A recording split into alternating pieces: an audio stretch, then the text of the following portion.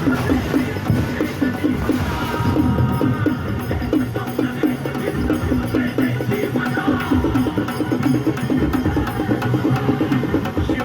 उद्धव बाळासाहेब ठाकरे यांचं चिन्ह मशालच निवडा.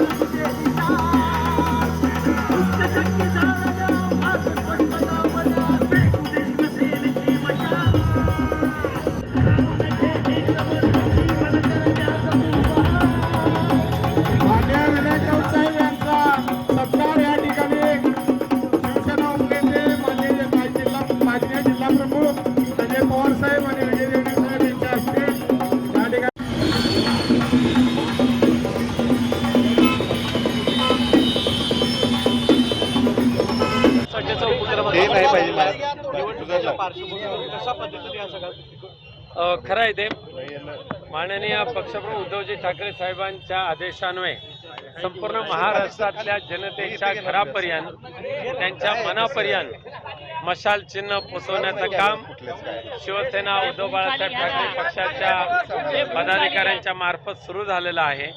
आणि आज आमचे सहसंपर्क प्रमुख विजयराव देवणे, आमचे उपनेते संजयराव पवार, आमचे शहर प्रमुख रविकिरण इंगोले, आमचे आमदार उल्हासदादा पाटील आणि युवा सेनेचे पदाधिकारी मंजित माने, जिल्हाधिकारी आणि महिला पदाधिकारी या सगळ्यांच्या माध्यमातून आज या ठिकाणी मशाल चिन्ह उभं केलेलं आहे, मशाल उभी केलेली आहे.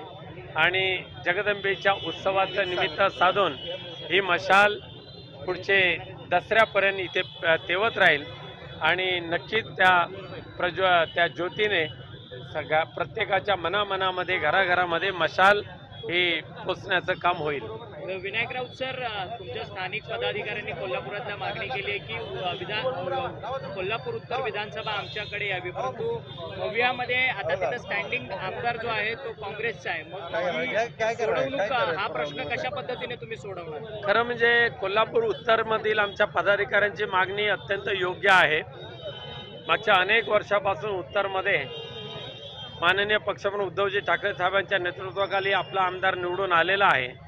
मागच्या विधानसभेच्या पोटनिवडणुकीच्या वेळेला सुद्धा काँग्रेसचे माननीय नेते आणि उद्धवजी यांच्यामध्ये झालेल्या चर्चेप्रमाणे उत्तर यावेळेला शिवसेना उद्धव बाळासाहेब ठाकरे पक्षाला मिळेल असा शब्द काँग्रेसच्या मान्यवर नेत्या महोदयांनी दिला होता. आणि त्या अनुषंगाने तो शब्द ते पुरा करतील असं मला 100% खात्री आहे. आणि आघाडीचाच उमेदवार म्हणून शिवसेनेची मशाल उत्तरमध्ये फडकेल आणि जिंकून येईल. राधानगरीचा विषय आहे, शिरोळचा देखील विषय आहे, काय निर्णय झालेला आहे? राधानगरी, कोल्हापूर उत्तर, शिरोळ, त्याचबरोबर शाहूवाडी ह्या ह्या मतदारसंघावर शिवसेना उद्धव बाळासाहेब ठाकरे या पक्षाचा हक्क आहे आणि तो हक्क मिळावा ही मागणी आमचे मान्यवर नेते मंडळी तिथे करतायत. हातकणंगलेमध्ये सुद्धा आणि चंदगडमध्ये सुद्धा शिवसेनेचे मातब्बर उमेदवार आहेत शिवसेना उद्धव बाळासाहेब ठाकरे पक्षाचे, आणि त्यामुळे ते मतदारसंघ सुद्धा सोडावेत अशी मागणी आम्ही केलेली आहे. पण स्टँडिंग आमदारांना, विद्यमान आमदारांना पुन्हा एकदा उमेदवारी द्यावी असा कल जो आहे तो मवियामध्ये असताना तुम्ही कोल्हापूर उत्तरमध्ये दावा ठोकताय. अपवादात्मक परिस्थितीमध्ये तसा बदल लोकसभेच्या निवडणुकीच्या वेळेला झाला होता. कोल्हापुरी शिवसेनेची जागा होती, अमरावती शिवसेनेची जागा होती, रामटेक शिवसेनेची जागा होती, ती आम्ही काँग्रेसला दिली. विधानसभेमध्ये सुद्धा तशा पद्धतीचे अपवादात्मक बदल करायला काय हरकत नाही. निष्ठावंत शिवसैनिक की निवडून येण्याची कॅपॅसिटी कुठला क्रायटेरिया आता इथं ठरणार आहे? क्रायटेरिया आता मी इथे नाही सांगत तुम्हाला, पण निष्ठावंत शिवसैनिकच निवडून आला आमदार म्हणून तर तो आनंद आम्हाला खूपच मोठा आहे. मराठी भाषेला गद्दारांना तर धडा शिकवावाच लागेल.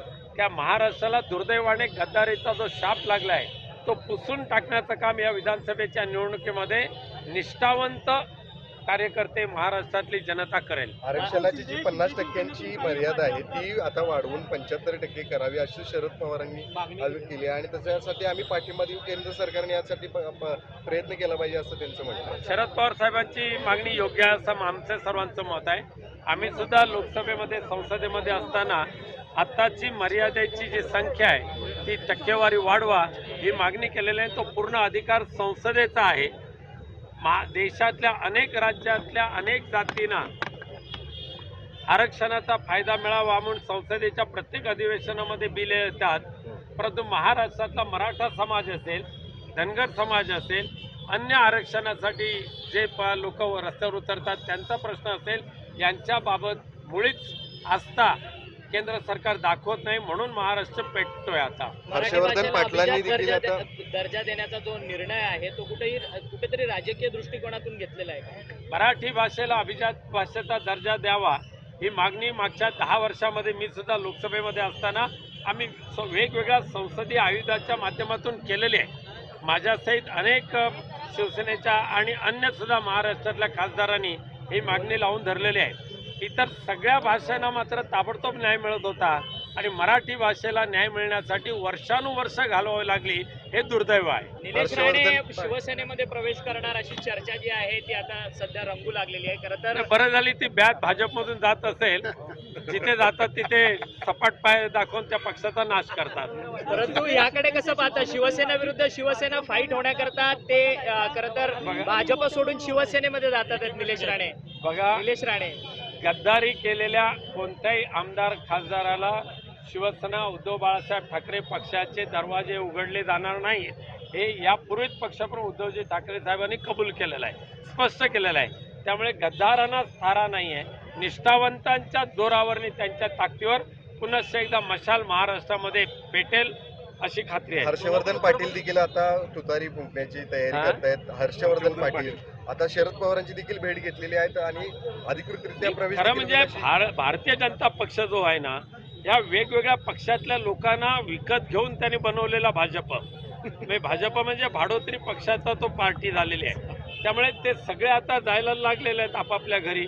त्यामुळे भाजपला आता कळून चुकेल आपले नेमके किती आहेत ते. पुण्यामध्ये 21 ज्याप्रमाणे 2019ला इन्कमिंग मोठ्या प्रमाणात झालं त्या पद्धतीने आता महाविकास आघाडीमध्ये इन्कमिंग सुरू झालेली आहे. महाविकास आघाडीमध्ये इन्कमिंग आहेत, पण शिवसेना उद्धव बाळासाहेब ठाकरे या पक्षामध्ये सुद्धा खूप मोठ्या प्रमाणात इन्कमिंग आहे, पण गद्दारांना इन्कमिंग कायमची बंद. धन्यवाद. 21 अनेक दिवस फरारी होता, मात्र तो संत समावेश खरं कार्यक्रम म्हणजे भारतीय जनता पक्ष आणि शिंदे सरकारची नीतीच आहे की भ्रष्टाचारांना, अपराध्यांना पाठीशी घालणं आणि निरपराध लोकांना भरडून टाकणं ही त्यांची नीती आहे. त्यामुळे हे गद्दारांचा आणि बेईमान लोकांचा, गुन्हेगारी लोकांचा तो भाजप पक्ष झालेला आहे. पुण्यातल्या 21 वर्षीय मुलीवरती सामूहिक बलात्कार करण्याची दररोज वर्तमानपत्र उघडा, दररोज टीव्ही चॅनल चालू करा. शाळकरी विद्यार्थिनीवर लैंगिक अत्याचार आणि हत्या, महिलांवर लैंगिक अत्याचार आणि हत्या, परंतु आरोपी मोकाट सुटलेले आहेत. दुर्दैवाने देशातल्या महाराष्ट्र एकमेव राज्य असं आहे की ज्या राज्याचा क्राईम रिपोर्ट अख्ख्या देशामध्ये सर्वात जास्त आहे आणि त्या गुन्हेगारांना कायद्याची भीती राहिलेली नाही. न्यायालयातून न्याय कधी मिळेल याच्याबाबत ते बेफिकीर राहिलेले आहेत आणि गुन्हेगारांना संरक्षण देणारच सरकार महाराष्ट्रामध्ये असल्यामुळे गुन्हेगारी वाढली. शेवटचा प्रश्न विचारतो. कोल्हापूर त्यांच्या वक्तव्यामुळे कुठेतरी दोन समाजामध्ये, दोन धर्मांमध्ये मुख्यमंत्र्यांची भेट घेतली होती का? भेट घेतल्याची चर्चा सुरू आहे, तर खरंच ती भेट होती का अफवा आहे, काय? हे कपोकल्पित सोडलेल्या त्या बातम्या आहेत.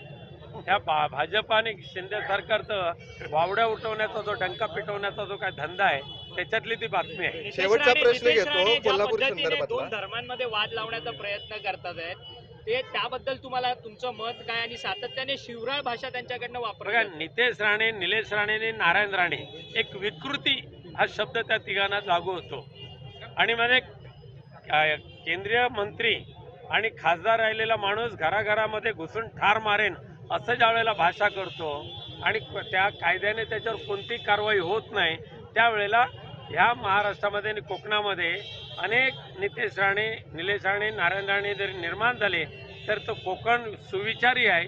एकदा चूक झाली तर दुसऱ्या वेळेला मात्र या अशा अविचाराला गाडून ते नक्की टाकतील. कोल्हापुरातला प्रश्न आहे, हे स्थानिक तुमचे जे पदाधिकारी आहेत त्यांच्यातला अंतर्गत वाद काही दिवसांपूर्वी समोर आला होता. तुमच्या बाजूला असणारे रवी किरण इंगवले यांचे एक ऑडिओ आमचे क्लिप व्हायरल झाली होती. तिन्ही कशा पदाधिकारी जे पद्धतीने हे आहेत सगळं तुम्ही आता मनोमिलन यांचं करणार आहे, कारण नक्की वाद अजून नक्की वाढण्याची शक्यता देखील वर्तवली जाते. तिघं जर इच्छुक आहेत तुमच्याच पक्षामध्ये उत्तर नाही, तिघांमध्ये तिन्ही जाणकार आणि अभ्यासू आणि निष्ठावंत कार्यकर्ते आहेत आणि तिघांना आपल्या आपल्या पदाची जाण आहे, जबाबदारीची जाण आहे. तिघं एकत्र राहून उद्याच्या विधानसभेमध्ये उत्तरमध्ये मशालचा आमदार निवडून आणतील. मशालवरती खरं तर उत्तरसाठी दावा करतात.